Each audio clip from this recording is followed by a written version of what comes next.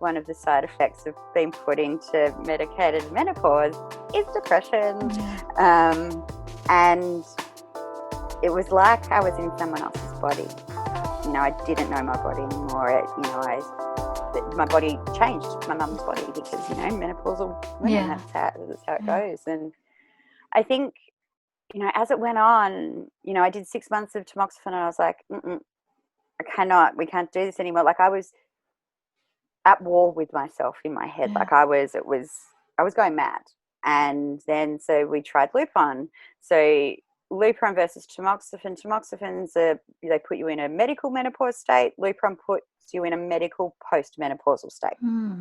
So I tried that for 2 months, and, you know, I had bone pain, joint pain. And so, you know, probably throughout my whole treatment, one thing that we've realised is that, you know, I react to everything. You know, I'm very sensitive. Some of it has a lot to do with, you know, my mutation gene of being a redhead. That's you know, we have a different pain tolerance thresholds and things like that. But it was, it was just too much. So it was 2 months ago. And I suppose I really want to talk to this is, you know, being really empowered in your own health, because, you know, they're trained to do the best and they have, you know, programs that they follow and all of these things, but we know our bodies. And for me, it was 5 to 10 years that I was going to be in treatment on this, and it wasn't sustainable. My quality of life, I was lucky to get out of bed 1 day a week, and that is not an exaggeration. I was depressed, I was in pain, lethargic, all of it. So I decided to, you know, research, speak to my doctors, and take a break. They weren't, you know, at the start they're like, well, you're not coming off at full time. And I'm like, well, let's just go on a break and, you know, see. And noticed a very quick uptake in, you know, a lot of my health.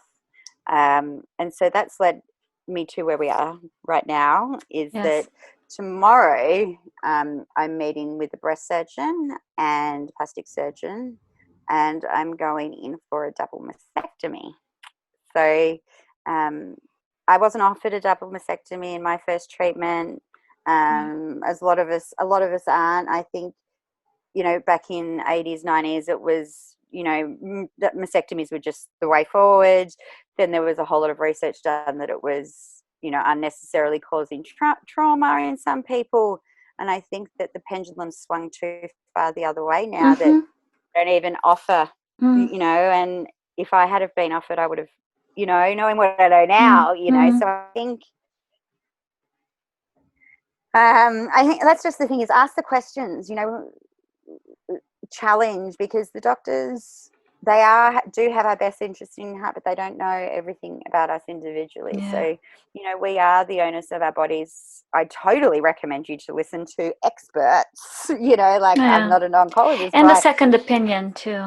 And that's the second opinion is the big one, you know, and I've been a big believer of that. You know, I've got a history of epilepsy since I was a young child, and from a young age, my mum taught me that. It's like, okay, we're going to go to this doctor, and then we're going to go to this doctor, you know, and it's just that difference of opinions always. The more information you have, the more empowered we can be about our own bodies.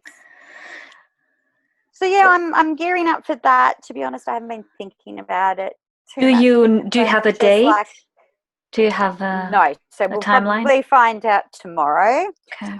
But the reality is, like, there's not that much elective surgery going on in UCLA down here at the moment because of the pandemic. So people have been going in pretty quickly. I would think in the next couple of months. So.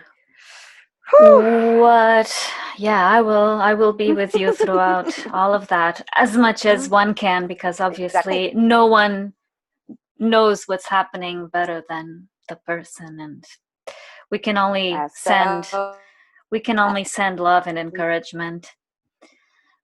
But you're breaking up a little. That's the thing, I think. A little bit.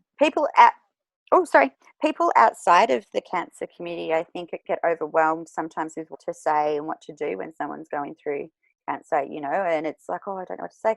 All you need to do is be there, you know, and it's the support, and that's the beautiful thing, you know, even you just saying that is like, I know that you'll be that, because it's that support, it's that check-in, in knowing that someone's there if you need to be heard, listened. That's all you can do. Yeah. Where, I think so many people get overwhelmed and they expect, that we want answers. We don't want answers. We just want someone to, be holding our hands, to Yeah. compassion, and listening. Mm-mm. Because Mm-mm. yeah, we go through it as a community. Like, that's one true thing about cancer. It touches everyone, Mm. and it's a challenging thing, to be in it yourself, but then also see your family and friends' faces. That was one of the hardest things. And I found myself Of course. managing myself so I wouldn't impact my friends and family. Yeah, I'd be putting on the exactly. smiley face, oh, I'm fine. When really I was like, Exactly. Yeah. this is. Yeah. I remember holding people's hands and saying everything's gonna be okay. And And I I was think, just going for a lumpectomy, it was like, but people were going all over the place. And I was just that mm-hmm, I trust my surgeon. I've met her for 5 years. I've known her for 5 years. mm-hmm, Everything's gonna be okay. She's gonna be in and out, mm-hmm. and as she did. But everyone was just losing it. I think I think, when you're not in our, like, obviously in our own body, we have a sense of certain control. Do you know what I mean? And I True. think that, when it's happened to you, it's terribly frightening, but at the same time, there's definitely that element of you don't have any control, but then there's also an element of control. I felt, that, okay, I can do this. This is what we're going to do. But for the people outside it, it's that total lack of control, because they Mm. can't tell what we're feeling, how much it hurts, whatever it is. And it's that helplessness, it's a hard, the It, trauma of it all. Yeah, I know. It's back to the double mastectomy. Mm. I don't want to let this pass unsaid. How interesting, curious, baffling, staggering is it that a double mastectomy is in my line course of treatment and it was not mentioned to you with a wow. This is Wow. the thing, like, they're still learning so much. And I think the reality is also with HER2 triple positive, and, for people that, are new to breast cancer and cancers, there's just so many different gene mutations and environmental issues. And mine Yeah. was what they class as environmental cancer. And it basically means that my cancer feeds off estrogen.